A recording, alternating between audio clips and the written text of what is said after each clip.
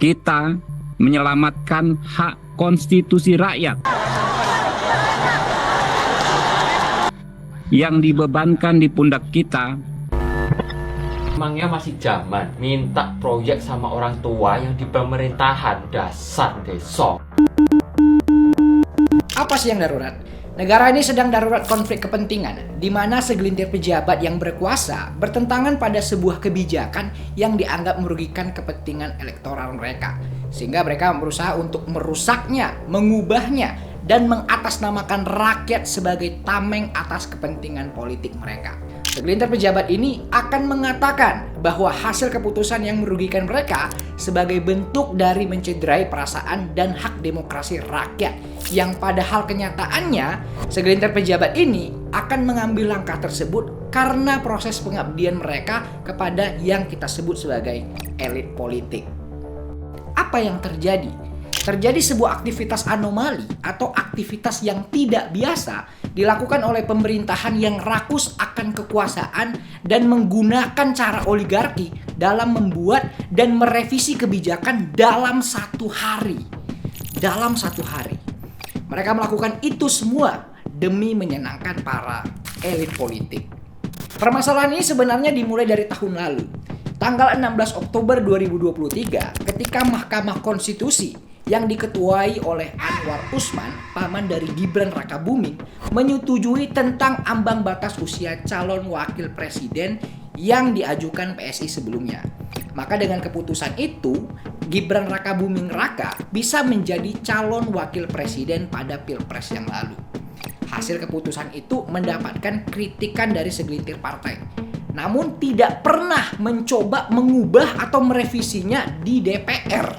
Karena apa? Karena mereka sepakat dengan keputusan itu dan berdalih bahwa keputusan MK adalah bersifat final dan mengikat. Nah, PSI yang sebelumnya dipimpin oleh Giring Niji dinilai beberapa unsur kurang kompeten sebagai ketua umum. Secara mendadak digantikan posisinya oleh anak bungsu Presiden Jokowi, yaitu Kaesang Pangarep, yang sebelumnya pernah mengatakan bahwa dia tidak ingin terjun ke politik, namun akhirnya harus menjilat ludahnya sendiri karena akhirnya dia setuju, manut, dan langsung dijadikan ketua umum partai PSI. Ketua umum. Masa pemilihan presiden pun berlalu. Ya, seperti yang kita ketahui bahwa pemenangnya adalah Bapak Jenderal Purnawirawan Prabowo Subianto yang terhormat beserta wakilnya Bapak Gibran Rakabuming Raka.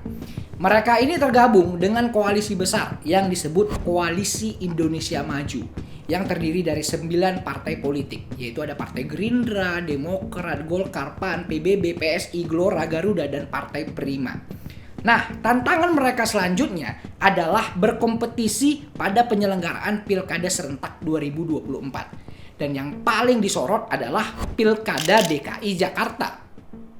Ini adalah data perolehan kursi yang didapat di DPRD Provinsi DKI Jakarta. Nah, berdasarkan pasal 40 Undang-Undang Pilkada ayat 3, pasangan calon kepala daerah baru bisa didaftarkan ke Komisi Pemilihan Umum KPU jika dia itu mendapatkan dukungan 20% kursi di DPRD atau 25% suara hasil pemilu terakhir. Hari-hari pilkada pun mulai mendekat. Beberapa partai politik telah melakukan manuver politik mereka untuk mencari calon pilkada di Jakarta. Seperti ada PKS dan Nasdem yang awalnya berniat mengusung Anies Baswedan dan memberikannya harapan. Ada juga Golkar yang itu berniat mengusung Yusuf Hamka dan nama Ahok yang menjadi calon kuat dari PDI Perjuangan. Kemudian Koalisi Indonesia Maju melakukan beberapa manuver politik mereka dengan ingin mengkawinkan koalisi mereka dengan partai di luar koalisi. Sehingga terbentuklah Kim Plus. Dengan terbentuknya Kim Plus ini membuyarkan harapan Anies Baswedan untuk maju pada kontestasi Pilkada Jakarta kali ini. Koalisi yang terdiri dari 12 partai tersebut berkemungkinan untuk melawan kotak kosong karena Undang-Undang Pilkada pasal 40 ayat 3 tadi yang mempersyaratkan ketika sebuah partai itu ingin mengajukan calon, maka dia harus mencapai suara 20% atau 25% suara sah di DPRD provinsi. Artinya, partai politik yang tidak mendapatkan kursi di DPRD tidak dapat mengajukan calon mereka sendiri. Undang-undang itu membuat partai di luar parlemen, yaitu Partai Gelora dan Partai Buruh yang tidak mendapatkan suara di DPRD, mengajukan gugatan permohonan uji materil pada pasal 40 ayat 3 tersebut ke Mahkamah Konstitusi pada 31 Mei 2024. Di sisi lain, Partai Garuda yang juga merupakan bagian dari Koalisi Indonesia Maju mengajukan gugatan batas usia pencalonan kepala daerah ke Mahkamah Agung dengan dalih agar anak muda dapat berpartisipasi dalam pemilihan kepala daerah. Selanjutnya Mahkamah Agung mengabulkan gugatan Partai Garuda dengan mengeluarkan putusan yang mengubah syarat batas usia bagi calon kepala daerah dalam pilkada bahwa batas usia minimal adalah 30 tahun dihitung sejak saat pelantikan, bukan sejak saat penetapan pasangan calon di Komisi Pemilihan Umum. Dan dari 12 partai tersebut, tersisa satu partai di DPRD Provinsi Jakarta yang tidak bisa mengajukan calon mereka karena tidak mencapai persentasi menurut Undang-Undang Pilkada tersebut, yaitu Partai PDI Perjuangan. Tidak lama setelah deklarasi dukungan terhadap RK dan Siswono, Ketua Umum Partai Golkar Airlangga Hartarto mengundurkan diri dengan alasan fokus pengalihan kekuasaan dari pemerintahan Presiden Jokowi ke Presiden Prabowo.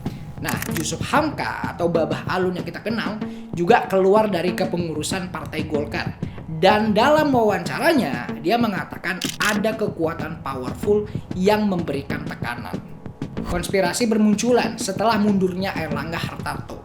Ada yang berspekulasi bahwa ada peran istana dalam keputusan kemunduran itu.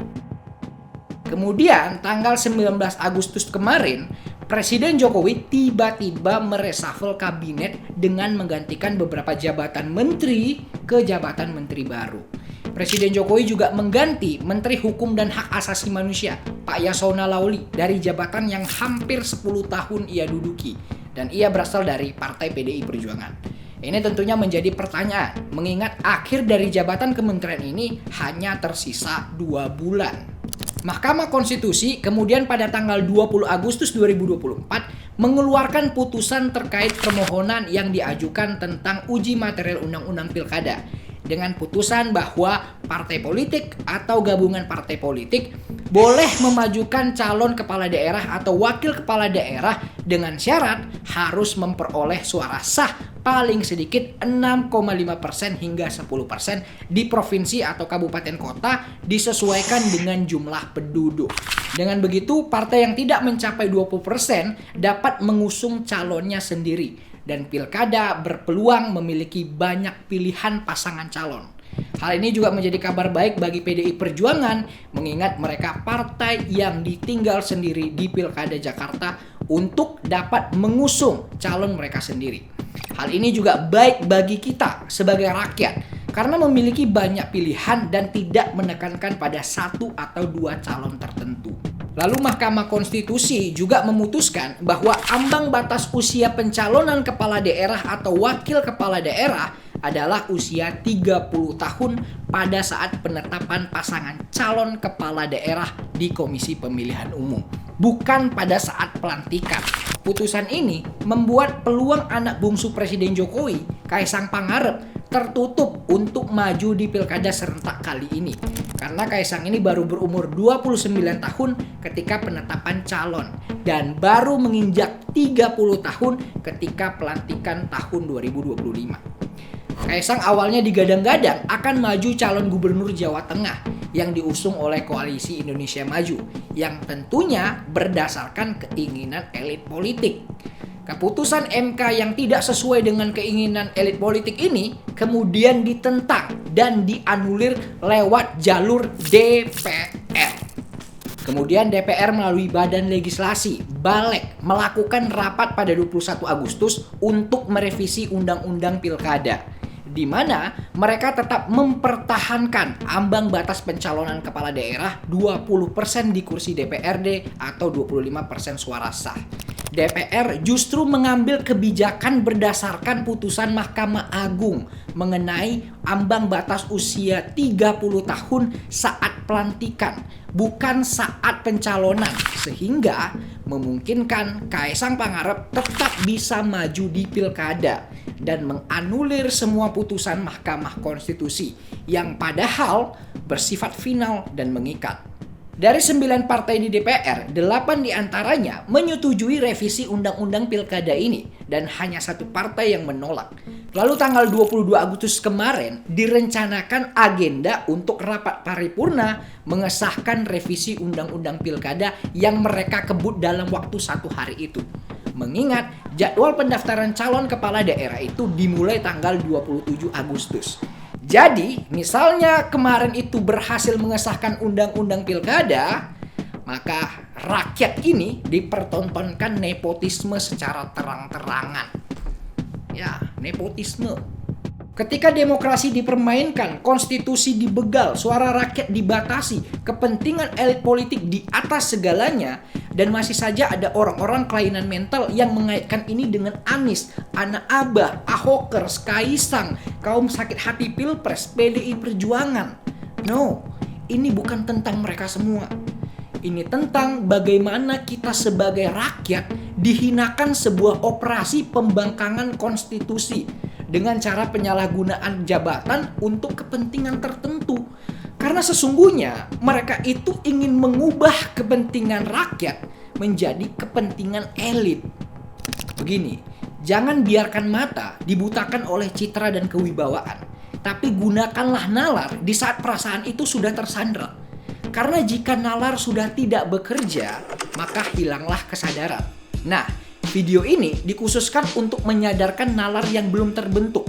Karena kesadaran tidak pernah tercipta ketika Anda sedang mabuk berat. Terima kasih sudah menonton video ini, subscribe dan pamit dulu.